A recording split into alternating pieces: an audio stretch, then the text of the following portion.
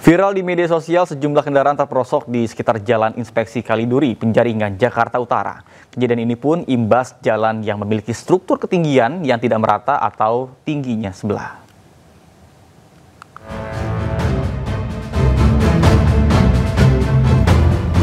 Jalan Inspeksi menuju Bywalk Pluit ini tidak diselesaikan pengerjaannya, mengakibatkan beda tinggi jalan dan rawan kecelakaan.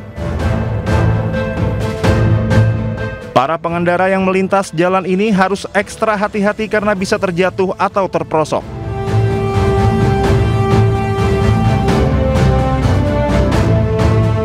Ribet juga, ada yang lewat atas, ada yang lewat bawah. Belum lagi di sono banjir.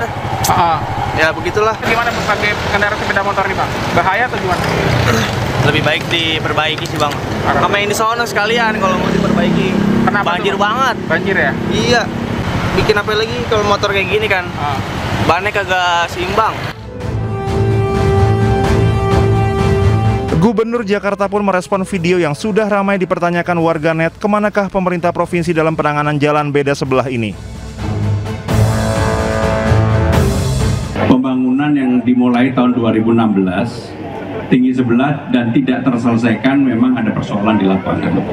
Dan saya mendengar bahwa itu adalah dananya dana CSR, jadi bukan oleh APBD DKI Jakarta. Tapi saya akan lihat, cek ke lapangan, karena hari Senin saya akan ke tempat itu sekaligus ke sumber waras. Kalau teman-teman di Balai Kota, wartawannya mudah-mudahan bisa ikut untuk melihat itu. Pembangunan jalan ini dilakukan di era Gubernur Basuki Cahayapurnama alias Ahok. Masyarakat berharap adanya solusi efektif pembangunan jalan kembali dilanjutkan. Tim Liputan Anyus melaporkan. Pemirsa, kondisi jalan yang beda tinggi kerap memakan korban. Di Penjaringan, Jakarta Utara, lantaran jalan beda tinggi, sebuah mobil terperosok di Jalan Inspeksi Kaliduri. Pengendara pun harus ekstra berhati-hati.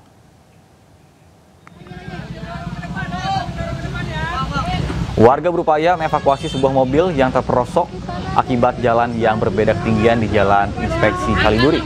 Bahu-membahu warga berupaya membantu pengendara kembali ke jalurnya.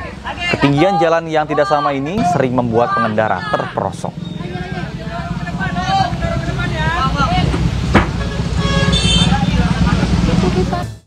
Pemirsa, LRT Jabodebek yang sempat mengalami kendala perjalanan di Cawang, Jakarta Timur pada Sabtu pagi akhirnya telah kembali beroperasi. Sebelumnya, gangguan terjadi pada sistem third rail atau rel penyuplai listrik yang tidak berfungsi. LRT kenapa nih guys? LRT kenapa? Atau lagi ada study tour atau ada apa nih, atau mogok, kita nggak tahu. Video beredar di media sosial, para penumpang LRT Jabodebek berjalan kaki menyusuri rel kereta Sabtu pagi di kawasan Cawang, Jakarta Timur. Kejadian ini disebabkan pada sistem third rail atau rel penyuplai listrik hingga berdampak pada semua lintas pelayanan tidak dapat dioperasikan sementara waktu. Masalah kelistrikan yang menjadi penyebab gangguan sejumlah perjalanan LRT. Keterangan ini didapat dari akun resmi media sosial LRT Jabodebek. Sementara manajer Public Relations Kereta Api Indonesia Mahendro Trangbawono menyatakan saat ini proses penanganan gangguan telah selesai dan layanan LRT Jabodebek telah kembali beroperasi normal di seluruh lintas pelayanan. Dari Jakarta, Rio Manik, iNews melaporkan. Sementara 2 gerbong kereta api Purwojaya yang anjlok di Kabupaten Bekasi, Jawa Barat dievakuasi dengan alat berat. Ratusan penumpang selamat dan berhasil dievakuasi.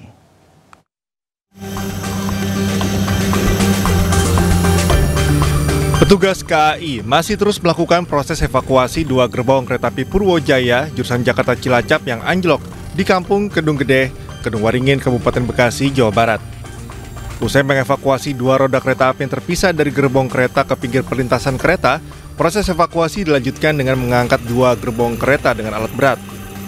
Merespon kejadian ini, pihak KAI masih melakukan penyelidikan dan memastikan seluruh penumpang berhasil dievakuasi dengan selamat.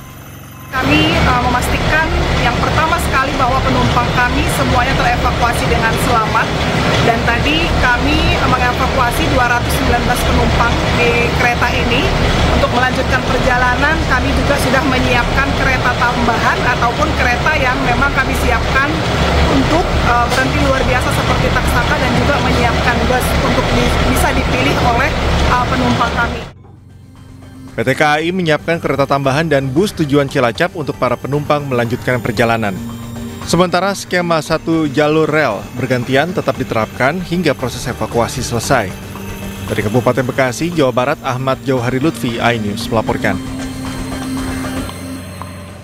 3 gerbong kereta api Purwojaya relasi Gambir Cilacap anjlok di Kedung Gede, Kedung Waringin, Bekasi, Jawa Barat. Kejadian terjadi di dekat stasiun Kedung Gede, seluruh penumpang pun dipastikan selamat.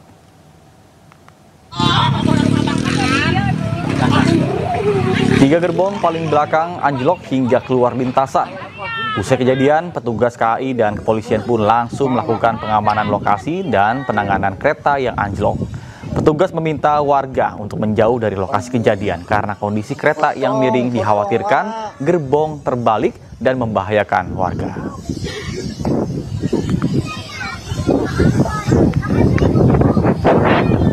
Detik-detik kereta api Purwojaya rute Gambir Cilacap mengalami anjlok di stasiun Kedung Gede, Kabupaten Bekasi, Jawa Barat.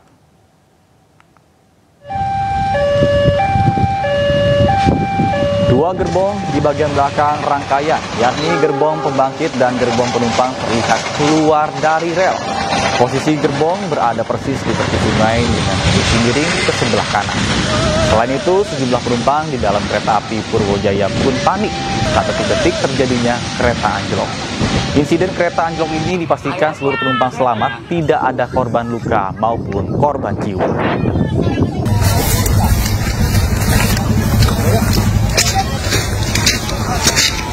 Pemirsa, aksi residivis pelaku pencuri buah kelapa sawit di Kabupaten Muko, Bengkulu berakhir setelah ditangkap warga.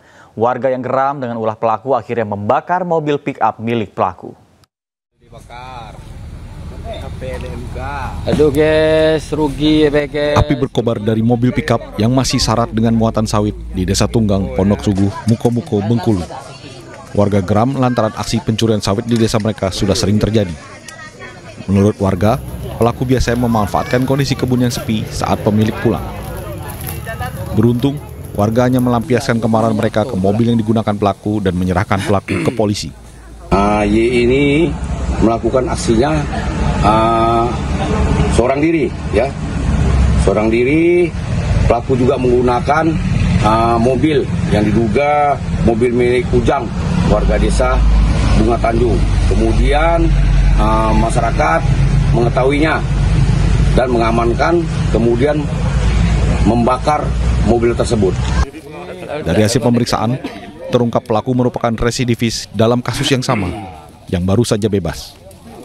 Untuk mengantisipasi hal serupa terjadi, Polsek Pondok Suguh akan melakukan patroli secara rutin ke titik rawan kejahatan pencurian. Dari Muko, Bengkulu, Endro Driwirawan, iNews melaporkan.